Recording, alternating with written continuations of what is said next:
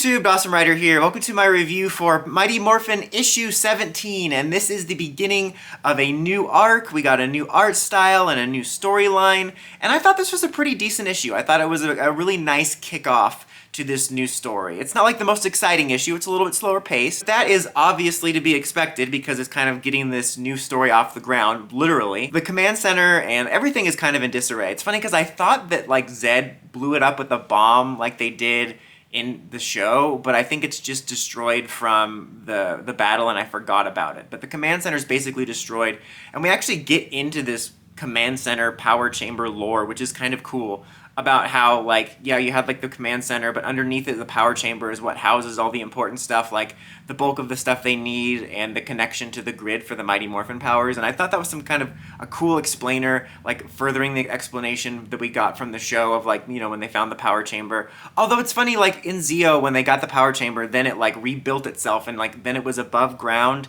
But because they like fell down, I always assumed the power chamber was underground.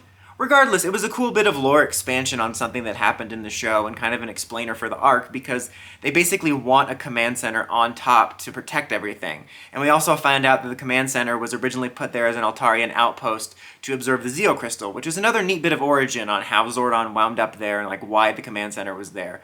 But they basically come to the conclusion that they need to find a new one because there's Eltarian posts everywhere, and they're basically going to go find one and somehow take it. I'm not exactly sure how that works, but that's kind of a cool idea. Again, it's a neat way of expanding on the lore while setting up the story. And so they go to Grace, who is working on the Promethea, because they need her help, because they both need a refurbished ship to go into space to go find this. And they also ask her to make sure the Green Ranger basically looks after, I mean, Earth, obviously, but also the power chamber so that their connection doesn't get severed. And they make a, you know, an alliance, because that obviously Grace is going to help anyway, but it's in her best interest too, because the Green Ranger powers are also tied to the power chamber connection. So we set that up, a little bit more of them working together just like in that previous arc. And while this is going on, Rocky gets a call from his family, and like we get to meet his family, and his mom needs him to look after the kids, but he's like, oh, I gotta go on this trip, which, you know, is going up to space. And he winds up not going with the Rangers and says, I'm gonna stay behind. And the other Rangers are actually fine with it.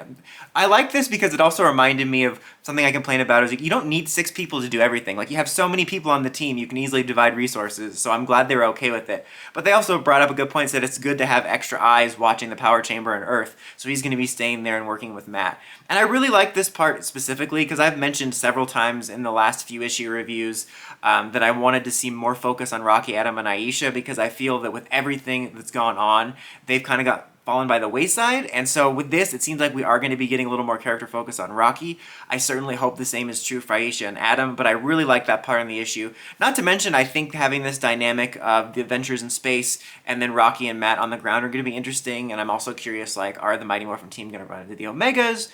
There's all kinds of possibilities, and they first find most they're going to use on a water planet, so it's underwater, so that should be pretty cool. I don't think it's Aquitar, though, but who knows? Was it Aquitar? I don't think so. If it's not, though, maybe there's a chance they could meet the Alien Rangers.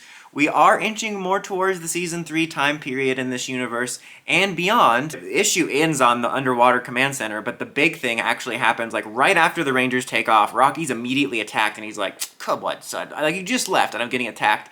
And he's being attacked by these little wheelie robots that looks like King Mondo's head put on the Dio bot from Rise of Skywalker, and he's fighting them, and Matt helps him, and it turns out he's working for this other Machine Empire guy whose name I didn't recognize, but apparently it is the dad of King Mondo's son's wife. I don't remember any of their names. Like, King Mondo's name, I remember that one, but you remember that King Mondo's older son came in and he was married, and I think she was his dad, and he's like a rival within the Machine Empire.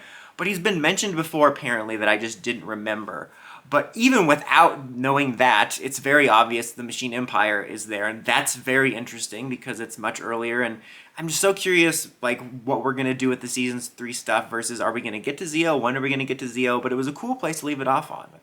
I overall really like this issue. I thought it was a really good setup for the arc for finding the command center. Really cool arc starting with the possible Machine Empire and that kind of, you know, with the Zeo Crystal being around, I'm curious to see when we might get to Zeo. Not to mention, I did like the character stuff with Rocky, and I hope that's a sign we're going to make some time for some character development for him and the others. And I also just like the idea of a dynamic with Rocky and Matt. I think that'll be interesting. So I'm going to give this a 4 out of 5. I thought it was a very solid issue to an interesting new arc. We do have a new art style too, which is a little bit hit and miss for me. It looks a little bit strange, but we'll see. I like it more than the weird morphed art for Power Rangers Universe. But what did you guys think at the beginning of this arc? Let me know in the comments as always. Until next time, like, comment, subscribe, and climb the steps and ring that bell so you can catch us for my videos. Dawson Ryder, signing out.